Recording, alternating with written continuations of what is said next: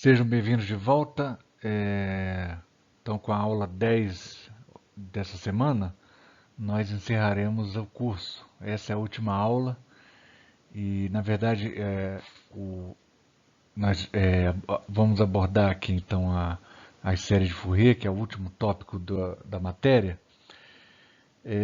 Mas, em geral, a gente precisaria talvez umas 2 ou 3 aulas para fazer uma abordagem um pouco mais satisfatória, mas como não temos muito tempo, né? E o tempo realmente agora é a última semana, então a gente tem que encerrar, né? E eu já estou sacrificando com isso também outras partes da matéria que foi deixada de lado, ok? Então vamos ver brevemente, fazer uma breve introdução, porque não vai dar tempo para ver em muitos detalhes, né? Bom, na verdade é uma série de Fourier, a série trigonométrica, né? Quando você tem uma série desse tipo aqui de cossenos e senos, né? E muitas funções você consegue expandir dessa maneira. Nós vimos até aqui, né? Especialmente as séries de potência, né? Séries de Taylor, séries de Lorentz, são séries de potências, né? Você pode ter até séries de potências negativas, mas são potências. E aqui é diferente, aqui são cossenos e senos, são funções. É possível também fazer isso para outras funções, né? Em geral, em princípio é possível, mas a formulação mais útil, mais conhecida, né, consagrada, é a trigonométrica, né? É você expressar uma função que não é necessariamente trigonométrica em termos de uma série trigonométrica, de um somatório infinito de cossenos e seno.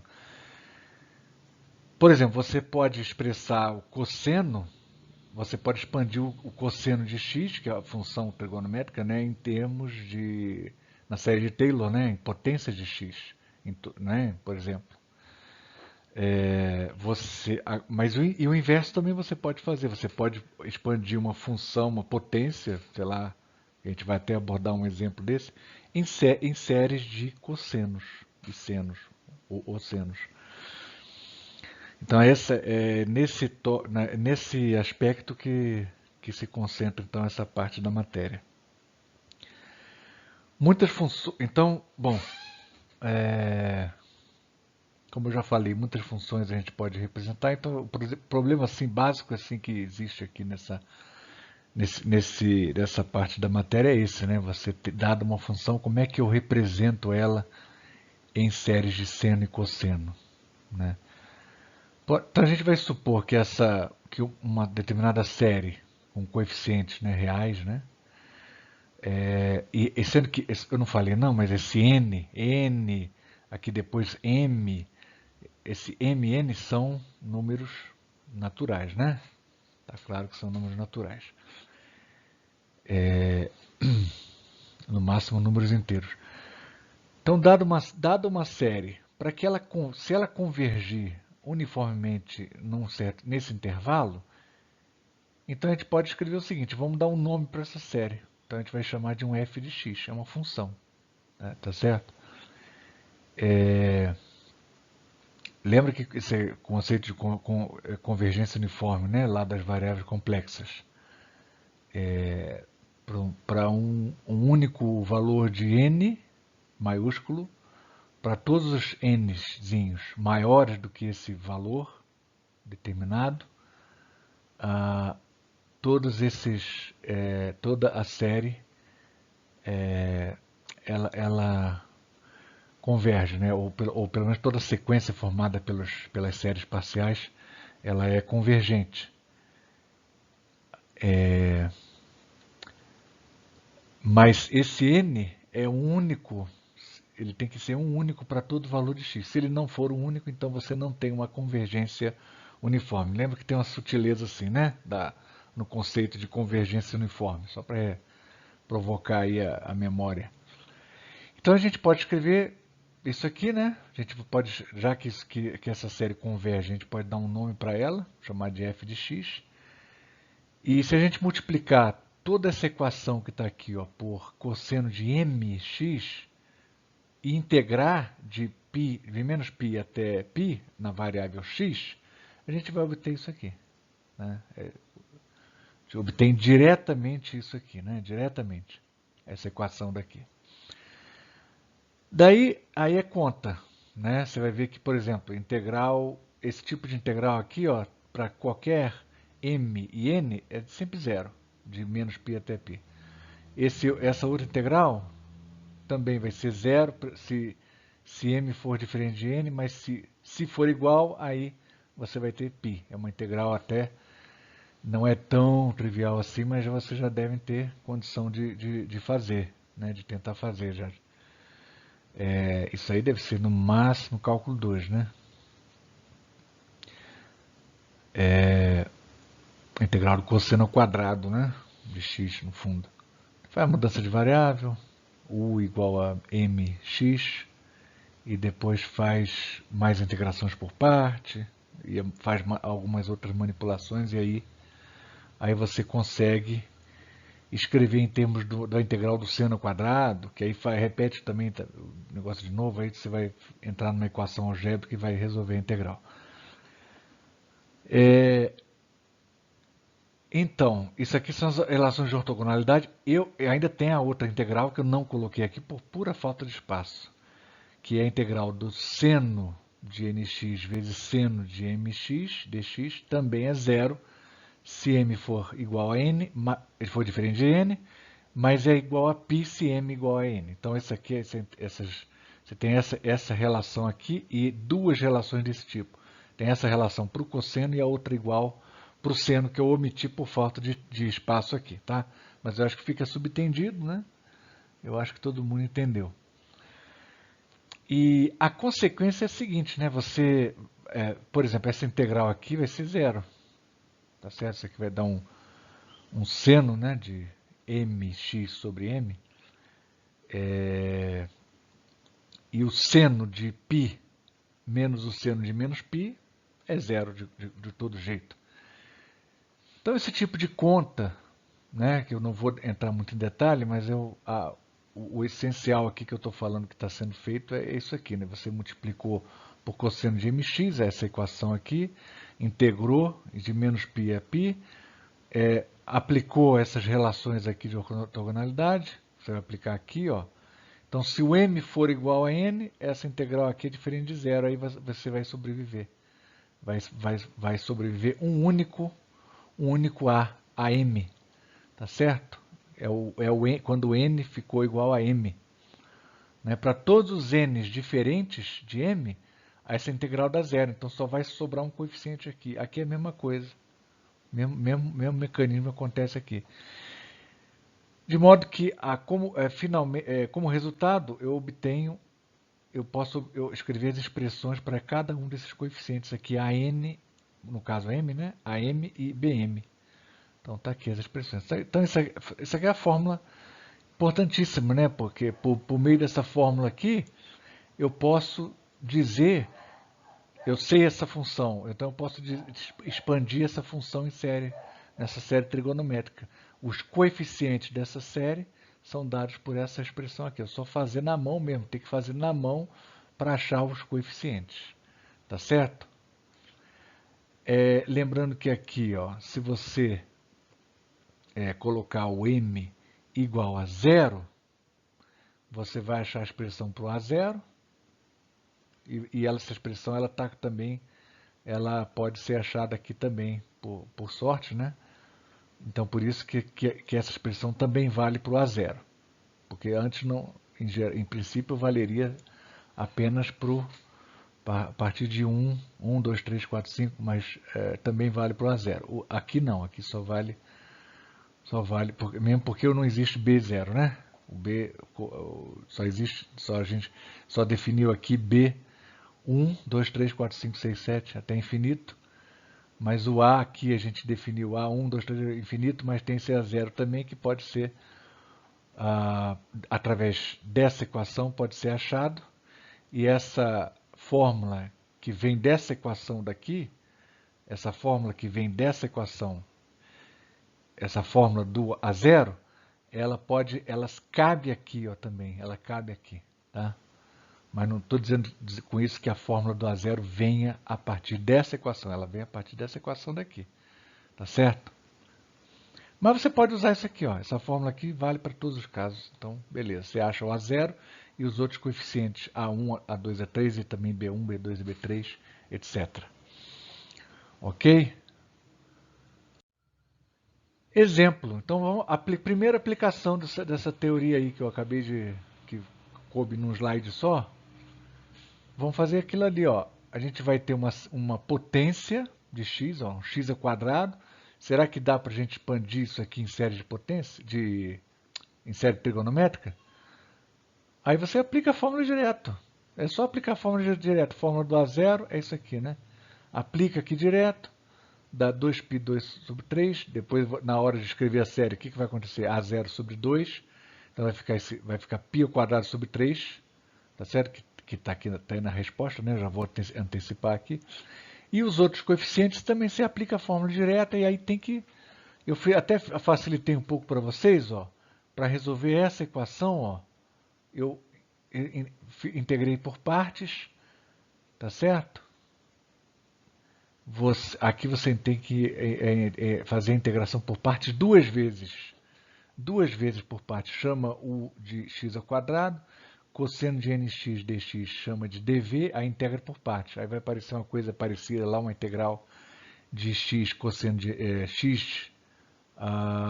Parece que cosseno de nx ou n seno de x dx, que você chama, também integra novamente por partes. E aí finalmente você chega nessa expressão daqui. Isso aqui seria uma integral indefinida, né? Aí você aplica os limites de integração para esse objeto, para esse resultado. Aplica os limites de integração. O que vai acontecer? Aí você vai encontrar, ó, essa parte toda aqui zero, né? E isso aqui que é diferente de zero. Aí você vai... Essa parte aqui é que vai dar o valor dessa integral, aplicado nos limites de integração. Tá certo? Ok, então, o que você vai achar aqui? Então, onde é que está? Então, a gente aplica os limites de integração. Ó. Você vai achar AN, pega essa fórmula aqui, ó, joga o π para o outro lado, πAN igual a, jogou o π para o outro lado, aí o que é essa integral que a gente acabou de calcular? É isso aqui tudo. Você coloca isso aqui tudo, divide por π, aliás, divide por π não, depois que a gente vai dividir por π, aqui multipliquei por π, o π passou para o outro lado. Você vai ter isso aqui, ó, aplicado no limite de integração, dá isso aqui. Que dá isso.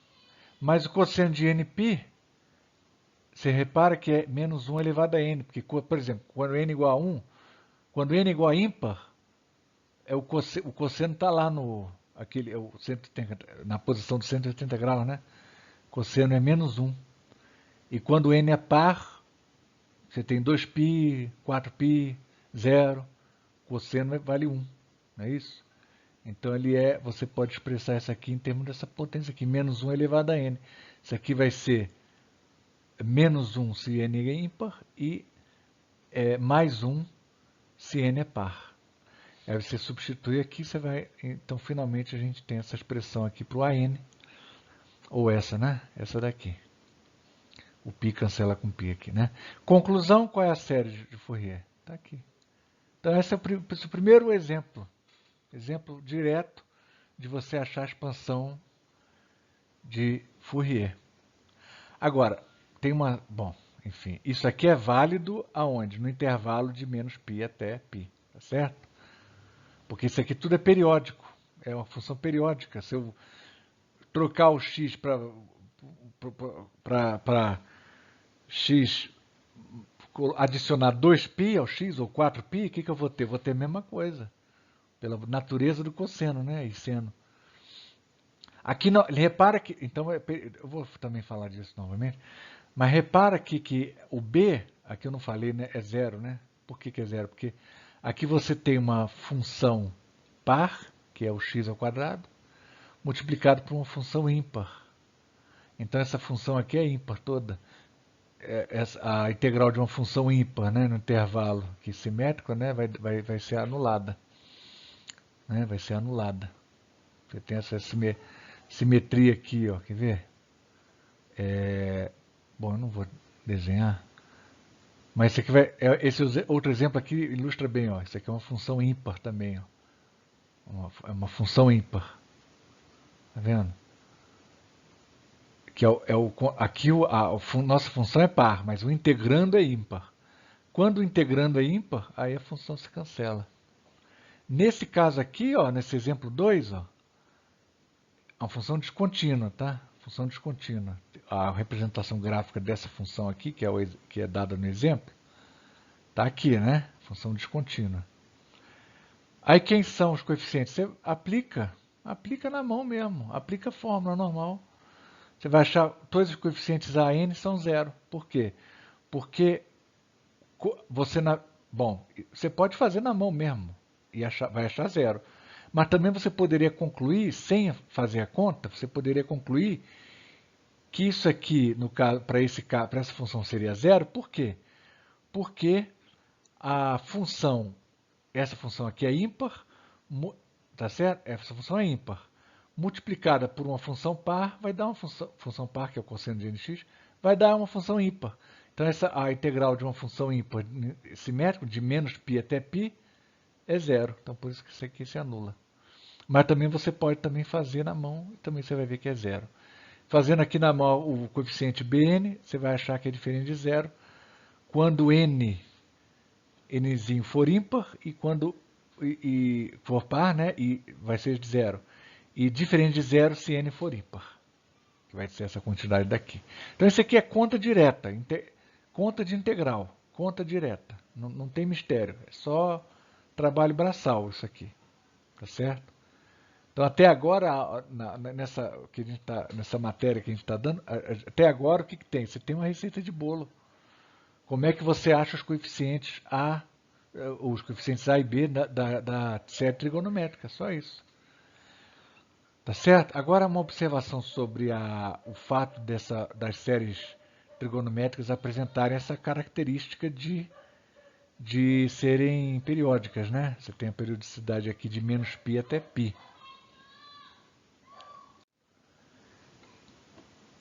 Isso quer dizer o seguinte, ó. Essa aqui é a função que a gente original. E essa aqui, ó, por que eu chamei de g de x aquela função, lembra? Eu não chamei f de x, né, no slide anterior, não posso voltar o slide, não tem jeito. Mas por que eu chamei g de x? Que é a resposta que a gente obteve para a série, a representação de f de x em série trigonométrica. Por que eu não chamei isso de f de x? Porque não é exatamente f de x. Por quê? Porque ela é f de x, ó, num certo intervalo. De menos π até π, ela é f de x. Mas depois você vai ter o quê? A repetição, porque é a propriedade dos senos e cossenos, né? É a periodicidade. Se você mudar o argumento, adicionar 2π, x aumenta de 2π, você vai ter uma periodicidade.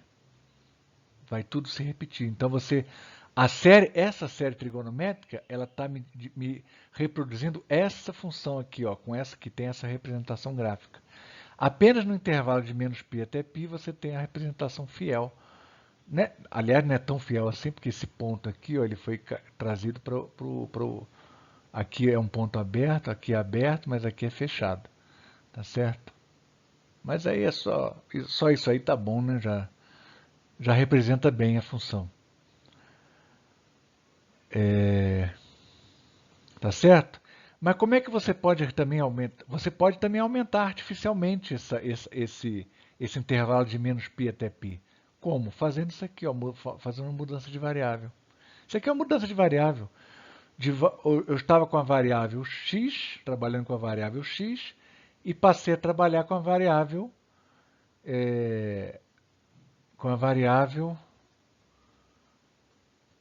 x L sobre π. Aliás, bom, tudo bem. Passei a trabalhar com a variável π x sobre L.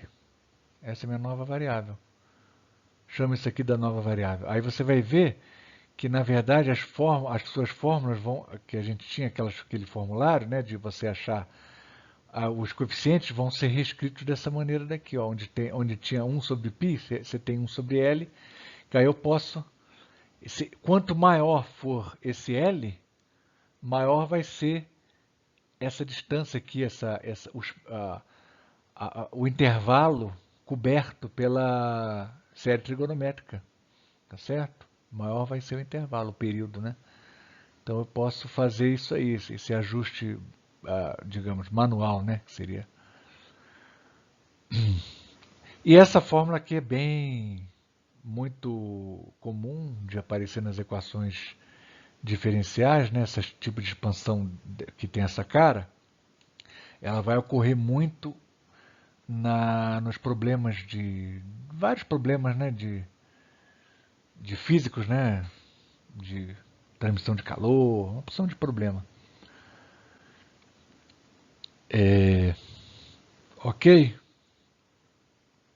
Aqui eu já tinha falado no slide passado, né? Sobre a paridade da função f de x. E aqui a forma complexa, existe uma forma complexa, né? Porque a gente sabe que, por exemplo, você usa a forma de Euler, você pode representar aqui você usa a forma de Euler aqui e aqui, você vai ver que os dois termos, aqui você tem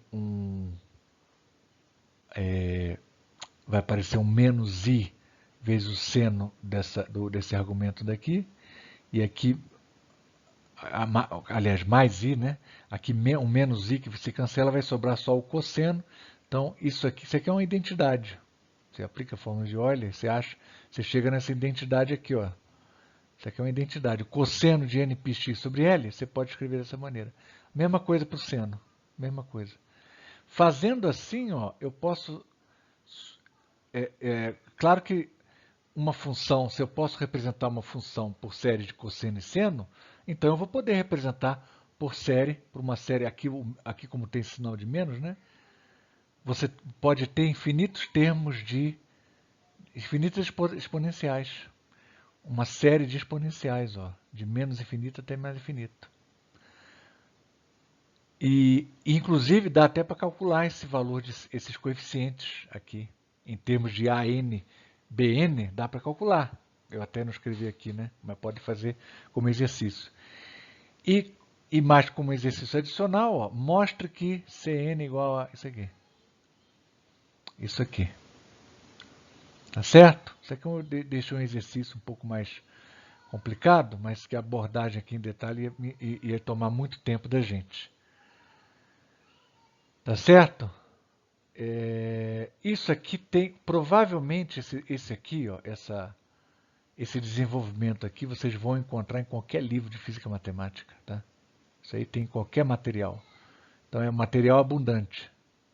Tá? Pode olhar lá no Butkov e nos outros livros, qualquer outro livro de física matemática, vocês vão encontrar isso aí. Ok? Então eu vou deixar isso aqui mais como um trabalho, né? Mas não vale nota, não. Isso aqui é só para aprender mesmo. Tentem fazer isso aqui. Vale a pena. Se vocês conseguir fazer isso aqui, dá uma consultada. Se conseguir fazer, ótimo. Mas se não conseguir, tiver dificuldade, aí pergunta. E aqui, para fechar essa parte da matéria, eu vou finalizar isso aqui com um exemplo, que é uma aplicação importante, uma aplicação em física, em eletricidade, né, nos circuitos elétricos. Quando eu tenho aqui um circuito em série com um indutor, que tem uma indutância que eu chamei de L, não confundir isso aqui com esse parâmetro L aqui, tá? Não pode confundir. Eu chamei aqui, esse R é a resistência do resistor, que também está no circuito.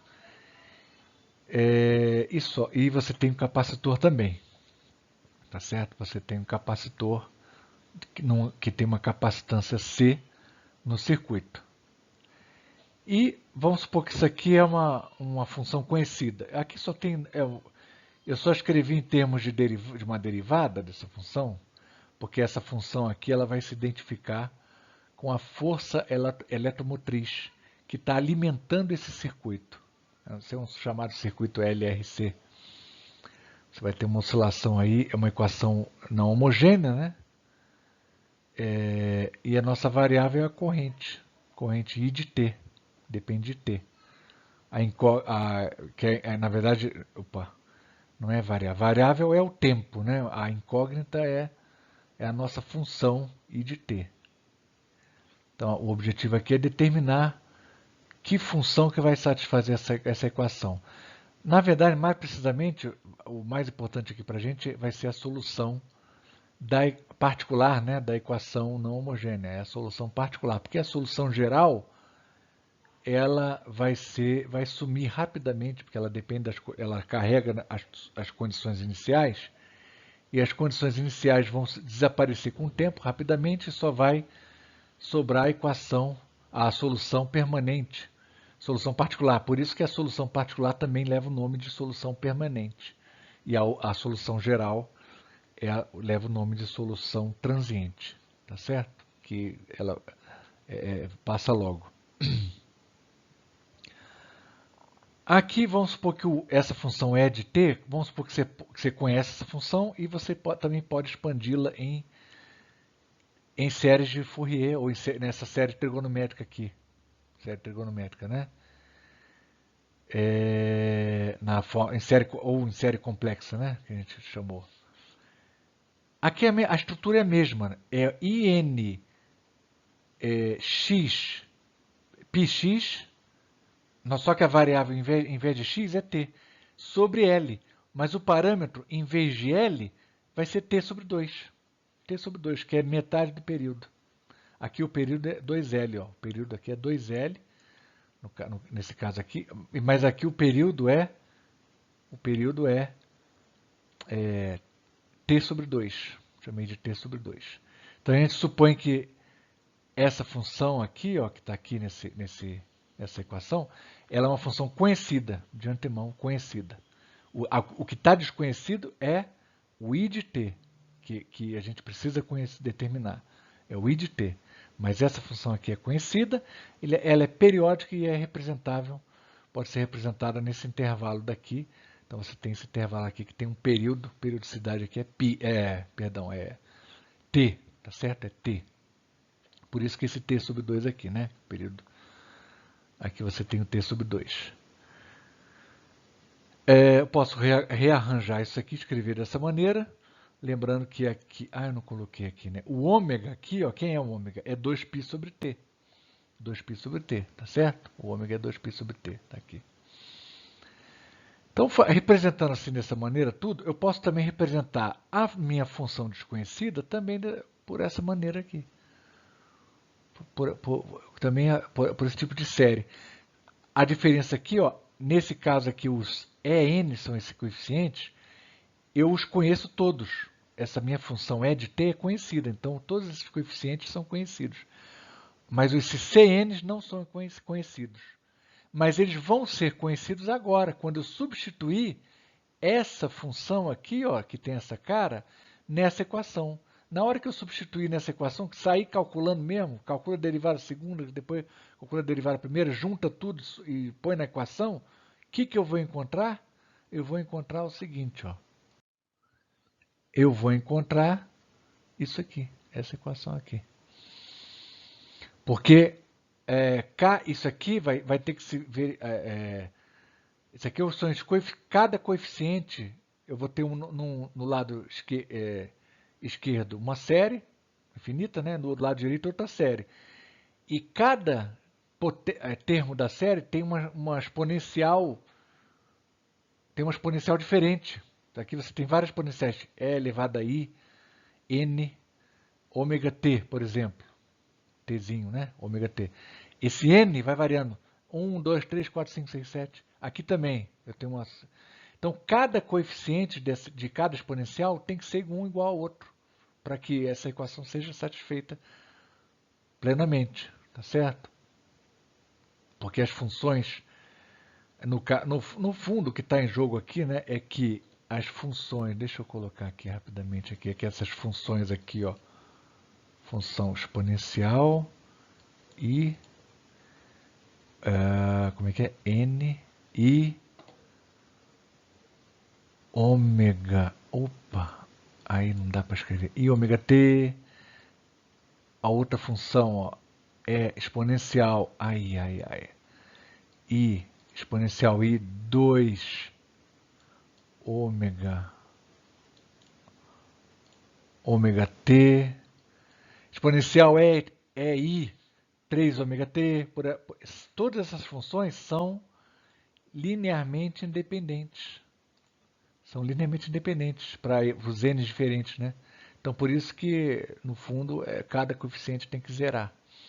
Então, você tem a equação para cada coeficiente tem que ser válida. Para n igual a 1, 2, 3, 4, 5, 6, 7 até... Na verdade, menos 1 também, menos 2, menos 3, né? Lembra que aqui nesse caso, menos vai de menos infinito até mais infinito. Ok? Vou apagar isso aqui. Vai gastar mais tempo para apagar. O problema é apagar esse pontinho aqui. Opa! Ai. Não consigo apagar aqui. Bom, então deixa. Isso é muito problema.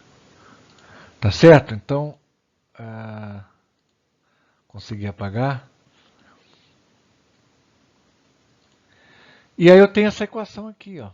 Passa isso aqui para o outro lado, Cn. Então, esses vão ser os coeficientes da minha expansão. Uma vez que eu já sei quem são os coeficientes os n, eu consigo determinar o Cn. Cn são dados por isso aqui, sendo que aqui eu chamei de esse ômega zero aqui, eu chamei disso aqui, ó, tudo função dos parâmetros da equação. Esse ômega, lembra que o ômega aqui são as frequências, né, que aparecem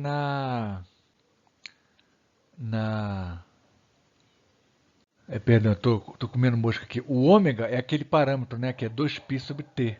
Que t é o parâmetro escolhido à mão, é aquele intervalo em que a periodicidade do sistema é manifestada, né? O ômega zero está aqui, a frequência natural de oscilação, né, do sistema. E então você tem isso aqui, ó. Esses são os coeficientes, tá certo? Então é isso. O que eu deveria falar mais aqui? Bom, na verdade tem bastante coisa para falar, mas agora já não tem muito sentido. Isso aqui seria mais ou menos o esqueleto assim, principal da matéria, né? Dessa parte das, ah, das séries de Fourier. E essa é uma aplicação assim, das mais comuns do uso de série de trigonométrica. Repara que quando se você tivesse apenas uma frequência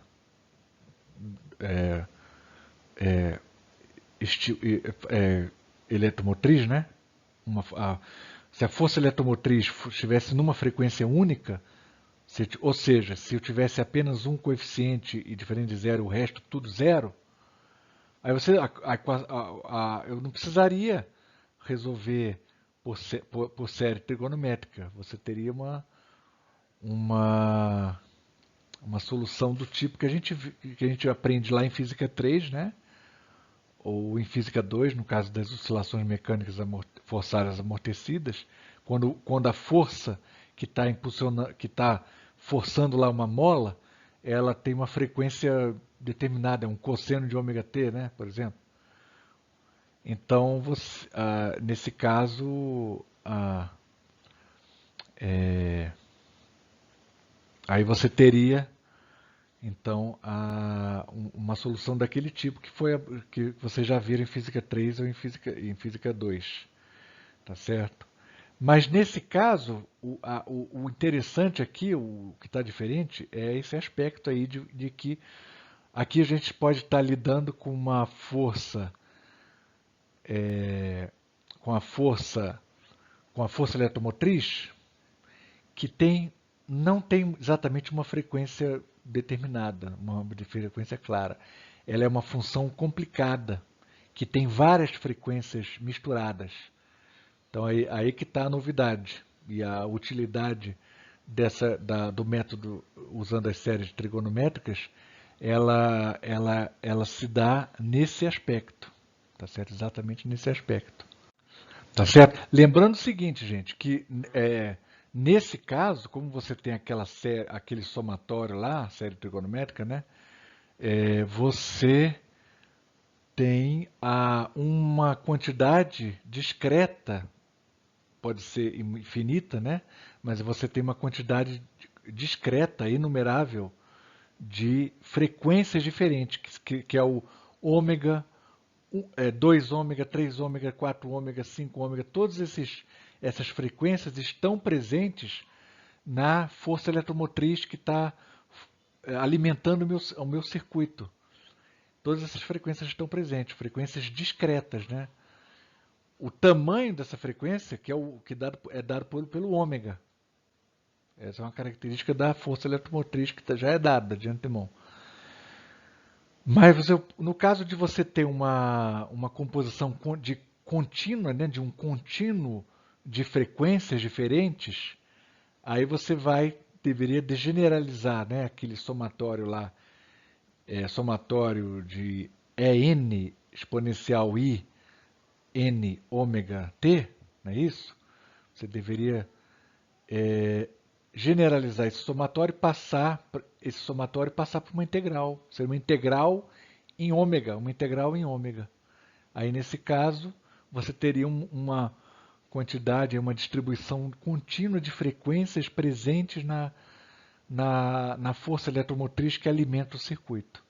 E aí a resolução seria bem parecida com essa aqui, seria coisa parecida. Aí, a esse respeito, vocês vão ver em Física Matemática 2 a transformada de Fourier, que é um processo parecido com esse, só que no caso a diferença é que ele seria uma série, assim, um espectro contínuo e não discreto, como a gente já tratou nessa aula de hoje. Tá certo? Então, com isso, eu vou encerrar o curso. Espero que essa aula de hoje não é suficiente, né? Se vocês derem uma consultada no livro e refazerem os exemplos que eu mencionei na aula de hoje, eu acho que vai dar uma boa introdução. Seria para nível introdutório tá razoável, tá? Mas eu acho que requer aí uma consulta a mais. Então, de modo que então a gente vai encerrar o curso. Tá? Muito obrigado a todo mundo. Se tiverem dúvidas, podem perguntar. Né? O curso ainda vai seguir a semana. E é isso aí. Então, bom resto aí bom período que vem para vocês, bom descanso e tudo de bom aí. Qualquer dúvida, podem me contactar aí na plataforma, ok? Até logo, então.